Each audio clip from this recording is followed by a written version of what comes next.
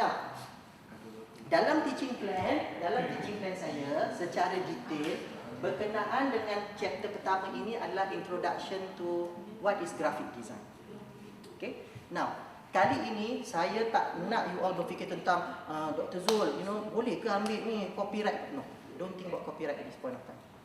Forget about it. Bila kita fikirkan pasal copyright, kita akan boleh buat kerja.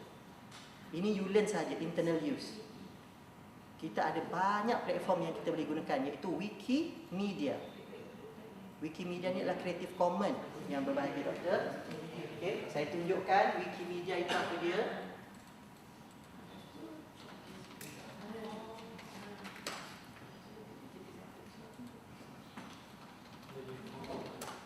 Okay, Wikimedia ini adalah satu platform di mana yang berbahagia dapat tengoklah. Wikimedia ada Wikimedia encyclopedia, walaupun orang mempertikaikanlah dari segi tentang dia punya genuinity fakta, tapi sebenarnya it's quite accurate lah kalau ambil daripada luar. Malaysia je punya yang kadang-kadang tak betul ni. Kita ada Wiktionary, kita ada Wikiquote, kita ada Wikibooks yang boleh diguna pakai, kita ada Wiki Resources, kita ada Wiki University, journal pun ada kat sini yang percuma yang boleh digunakan nak ambil. Kita ada wiki data, kita ada media wiki, gambar-gambar percuma yang boleh digunakan and everything semua which is under Creative Commons. Kita perlu kredit saja nak pakai dia punya dan tak perlu bayar. Ini semua ada resources yang ada dekat dalam Wikimedia yang boleh digunakan. Tak menjadi isu kalau kita takut sangat. Okay. Tengok ya. Ni. Okay. Pertama sekali, dalam teaching plan kita ada learning outcome. Tetapi itu adalah course learning outcome. Tetapi kita tidak ada topik learning outcome. Saya cipta sendiri benda tu kerana saya yang tahu, saya yang mengajar subjek tu, saya tahu minggu ni sebenarnya saya nak student belajar apa. Bila kita ajar pelajar minggu pertama 30 slide, kita tak nak dia ingat 30 slide tu. Kita nak the gist. Gist apa? Intipati minggu pertama tu apa yang you nak budak tahu. Bila intipatinya dia tahulah keseluruhannya. Itu maksudnya. Kita tak perlu ajar satu-satu, budak kita dah besar, dia budak universiti. Kerana what? We want to instill the independent learning tadi itu juga at the same time. Kita tak nak pelajar kita sampai di peringkat universiti pun masih lagi mengharapkan lecturer untuk menceritakan satu persatu. Ni minggu pertama saya tak buka dah saya punya nota slide PowerPoint saya. Jadi bila saya mengajar, saya buka my handphone, ini projek ke depan. Kerana kalau kita tengok bawah ni, ada je notanya ni. Lecture week 1. Nota PowerPoint tu saya tetap bagi kat dia. Dan saya ceritakan, this is your lecture note week 1. The topic cover tentang apa. Tapi saya tak cerita semua. Sebab dia boleh baca sendiri. Tetapi yang saya nak sampaikan pada minggu pertama lah the gist of apa itu graphic design. Dan saya ambil daripada mana term ni? Saya malas nak create ayat sendiri. Saya pun malas sebenarnya. Mana saya ada masa? Ni daripada Wikimedia. Dan saya maintain dia punya link-link ni sebab budak boleh pergi ke buka lah. Nampak tak? Saya tak remove dia punya link tu. Sebab bila saya tak remove, budak akan pergi lagi jauh. Sebenarnya secara indirectly saya mengajar dia untuk dia kembangkan ilmu dia. Itu cara kita ajar budak belajar. Independent learning itu. Jadi jangan di remove link. Jadi what is graphic design? Saya kata, ni saya cerita.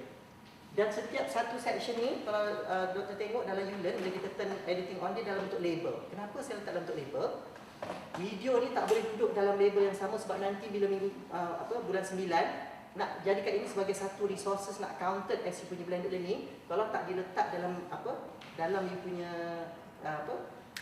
table label dan tak namakan begini, nanti sistem tu tak boleh capture yang itu adalah video. Itu yang bila doktor-doktor semua masuk kan, masukkan video, kenapa blended system tak capture itu sebagai resources? Sebab memang ULearn tak boleh capture kecuali bila saya duduk dengan Azmi. Inilah the keyword yang mesti diguna pakai week 01 video, baru saya boleh capture. So jangan dibuang perkataan ni, follow je. Jadi nak cara senang, enroll saja ke dalam saya punya ULearn dan follow lah apa yang saya buat nak selamat. Ini this is the example that I use. Okay, kemudian saya mana ada masa nak duduk depan kamera macam ni nak cerita pasal kan? Saya pergi YouTube. What is graphic design? Episode 145 Beginner's Guide. Saya jumpa pula tu. Saya masukkan je video tu. Video ni tak keluar tempat lain. Duduklah kat dalam Ulearn ni dan budak boleh playback dalam ni. Selalu kita letak link, URL link, dia akan keluar. Ni tak payah masuk dalam ni terus. Buka ni, tak payah budak nak keluar daripada Ulearn. Ada cara dia nanti nak buat ya. Okay. So, saya letak. Okey, maknanya kelas ini kita tengok Kemudian, bila budak dah ada sedikit nota, ialah bila kita nak masuk takkan nak upload PowerPoint je. Betul tak? Dah lah budak tu tak jumpa kita. Contohnya kalau saya nak kata ni adalah blended minggu pertama ni, saya tak nak jumpa student. Week 1, saya tak ada masa nak jumpa you. Saya ada mesyuarat.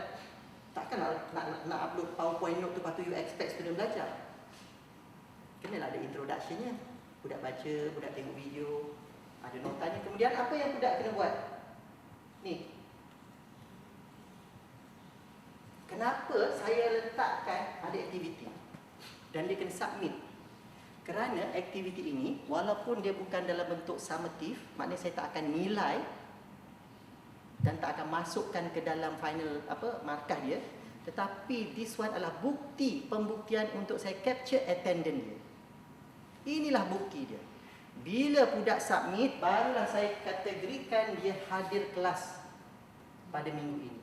Kalau dia tak submit, maka saya anggap dia tidak hadir kelas. Itulah dia punya status dekat dalam dia punya attendance. Sebab tu kenapa saya asingkan the summative dengan formative evaluation. Jadi setiap satu dalam section, kalau doktor-doktor tengok, setiap section saya tidak ada ni. Sebab tu saya melepas sistem multimedia saya jadi penyelaras diploma, masuk dalam mesyuarat keputusan peperiksaan, saya dapat teguran pula. Kebetulan yang mengajar saya Dr. Mahfuzah dengan Dr. Noshikin. So kita pakai Ulearn yang sama. Ada seorang budak daripada section 3 ini, budak yang pandai ini tadi katanya dia dapat C untuk sistem multimedia, subjek lain semua dapat A. Lepas tu dia komplain, dan pada waktu itu ketua jabatan dan juga ahli-ahli mesyuarat dalam mesyuarat peperiksaan fakulti telah pun menyalahkan pensyarah ini. Kerana pelajar ini kata, saya terlalu banyak assessment berlaku tiap minggu, tetapi kenapa saya dapat C? Jawapan saya mudah saja. Kau ingat kau pandai programming, matematik, kau pandai design. Simple jawapan saya. Kalau kau pandai, kau tunjuk depan aku sekarang. Tak semestinya you pandai matematik sebab you chosen one. Tak semestinya you pandai programming, you pandai buat design. Sebab subjek sistem multimedia is subjek design. Asasnya design, multimedia system. Understanding the creativity part. Sebab tu saya sentiasa ada jawapan yang orang tak boleh nak argue dengan saya bila markah saya rendah. Senang. Senang jawapan saya pada ketua jabatan tersebut dan kepada dekan. You can call me anytime. Kenapa pelajar ni dapat programming A, subjek lain A, tiba-tiba sistem multimedia. Sebab dia kata, saya buat banyak ni, tapi dapat C juga. You have to understand the difference between ni dengan yang atas. Sebab tu saya kata pembuktian ni penting. Kerana bila tuan-tuan dan puan tak ada pembuktian yang begini di dalam Ulearn, maka tuan-tuan boleh dipertikaikan nanti oleh pelajar dan juga oleh ketua jabatan. Betul tak you laksanakan blended tadi? Kalau tak buat betul-betul. Yelah, setakat upload Ulearn nota PowerPoint, lepas tu letak survey, lepas tu you kata hari ni kelas tak ada. Dan you kena question balik. Habis delivery ni macam mana? Macam mana tak faham? Nampak? Sebab tu saya mengelakkan betul berlaku dengan saya develop this specific. It takes time. Tetapi apa yang saya buat adalah saya duduk saja, kelas saya habis hari Selasa, saya buat balik. That's how I do it. Bila kita nak laksanakan Ulearn ini, sepatutnya dia mesti advancement dia adalah seminggu. Tak boleh hari ni kelas kosong Ulearn, lepas tu minggu depan, minggu ni baru masukkan. Ini praktis lagi satu yang salah. Nota-nota yang sepatutnya minggu keempat sepatutnya sudah ada. Minggu kelima sudah ada contohnya kan. So dan kemudian, oleh kerana dia adalah blended, persediaan blended, walaupun minggu pertama ni bukan blended, saya tak buat, saya jumpa student, tapi saya buat blended. Bila kita buat blended, flip learning ni, aktiviti mesti jelas. Apa you nak student buat? Apa dia nak kena submit? That's why saya punya step by step. Watch the video above regarding the graphic design. Once you go through all week 1 lesson, you are required to create a short video presentation. Jelas? You can use any video tools. Saya tak restrict student. IR 4.0, kenapa nak restrict? Pakai Premiere ke apa? You have smartphone, you ada editing, you ada TikTok, whatever you want. Mana yang you pandai? Saya katakan, pakailah mana nak. You need to create a graphical video presentation. Saya kata, explaining what is the principle design, animal design. Your video file must not be more than 10 MB sebab saya tahu limit submission saya adalah ini. Saya kena beritahu student ini dan saya beritahu dia, you not allowed to compress your file using ini. Any submission through a link or email will not be given any grade.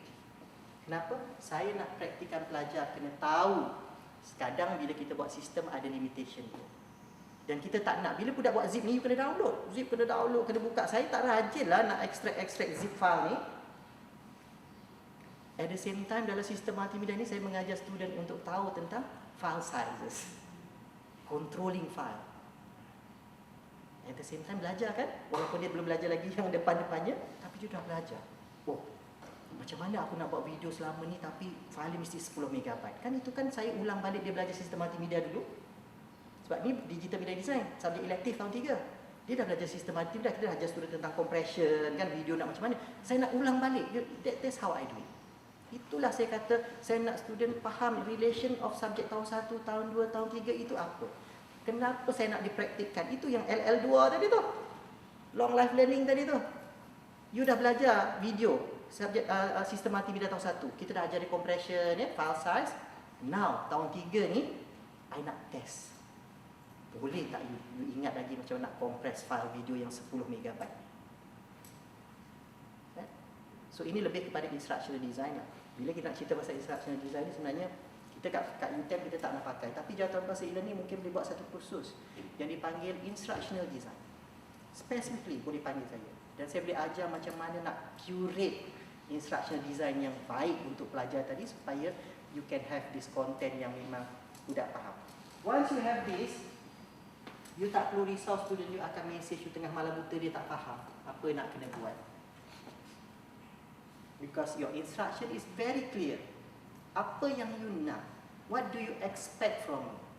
And what you going to grade? Even kalau nak lagi detail, kalau ikutkan dari segi instruction design yang betul lah, even dia akan letak kat bawah ni satu section ni panggil how you going to evaluate the student.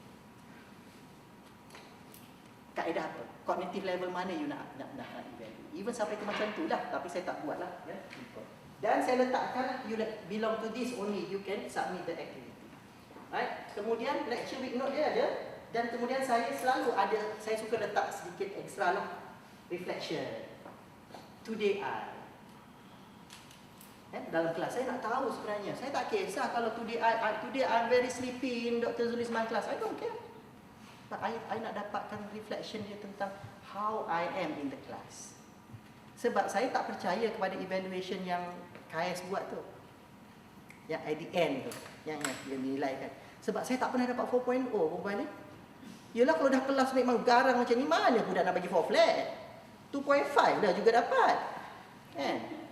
But at least I teach you life. I teach you life. Because C that I give you is equivalent to A dekat luar sana. Bukannya A yang saya bagi kat sini, kat luar jadi C. That's not you. My objective dulu masuk jadi pensyarah itulah saya kata. When I give you C, C you sebenarnya lebih more valuable kat luar. My student yang dengan saya di subjek sekarang ni dah buka bisnes besar dah. Ada yang jadi instructional designer dekat ULearn, dekat Open Learning lagi. Itulah life. Tapi mereka tu dengan saya, I tak tahu Najwan dengan kelas saya ke tidak. Tapi Wan Sazli dengan Cik Adili dengan saya memang teruk lah dia orang kan. Sebab dia orang jenis duduk kat tengah. Bukan duduk depan, bukan duduk belakang. Kat tengah diam, ini semua geng-geng dia. Teruk makan cuma NCI ke? NCI kan saya dulu. Saya lupa lah Najwan. Tapi dia orang teruk lah. Adili dengan saya dapat B-. But who he become? Pensyarah. Dapat PhD. Technically they are good. Kan? Kita sebagai pensyarah, kita bangga bila student kita come back and dia boleh melihat sendiri the value apa yang you ajar tadi. And now I cannot treat Dr. Najwan sebagai my student anymore. I have to respect him that he's my colleague. Dia pun dah doktor, grade 52 sama macam saya. Dan saya tak boleh cakap, dulu you bukan my student kat semua. No, he's my colleague. I call him as Dr. Najwa. That's how I do. Because of the respect tu dia dah earn dah. So that's how we do. Right? Okay, so that's. Dan seterusnya lah. Ini kuliah. Tengok dekat week lab. Saya suka macam tu. Saya suka section tu follow je. Week 1 lecturer. Kalau ada kuliah, kalau ada tutorial ikut follow. Jadi budak boleh nampak. Even like tengok saya punya tutorial. Step by step ni tutorial ni. Kita nak ajar student, kita nak buat blended contohnya kan. Alamak, macam mana nak buat blended kuliah? Makmal ni kuliah senang nak blended. Tapi kuliah ni macam mana ni? Dan kuliah kita pula banyak kepada tools kan. Nak step by step. Kadang kalau multimedia, kalau programming saya tak pasti macam mana kalau matematik. Tapi nampak tak learning outcome pun saya tulis, tetapi saya create. Dan saya tak bukan buat sendiri pun, saya ambil je daripada ni Andre Stefan ni kat MPS je. Tapi dia ajar step by step mudah.